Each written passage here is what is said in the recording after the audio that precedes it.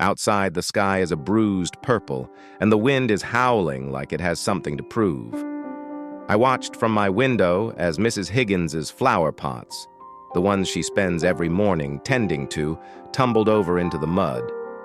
My first instinct was to run out and help, but I froze. I didn't want to look like I was trying too hard. I worried that if the neighbors saw me out there, they'd think I was just performing or looking for a good job, James. Sometimes the fear of being seen doing something good is louder than the urge to actually do it. But then I thought about the flowers. The rain didn't care about my hesitation, and the wind didn't care about my ego. I pulled my hoodie up and stepped out into the cold. The water soaked through my sneakers instantly.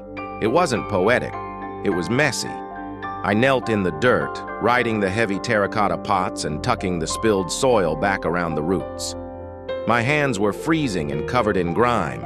There was no audience, no camera, and no applause, just the rhythmic sound of the rain hitting the pavement. I realized then that I wasn't an invisible boy anymore. I was just a boy with muddy hands, quietly putting things back where they belonged. An hour later, the storm broke. I stayed behind the curtain as Mrs. Higgins stepped onto her porch.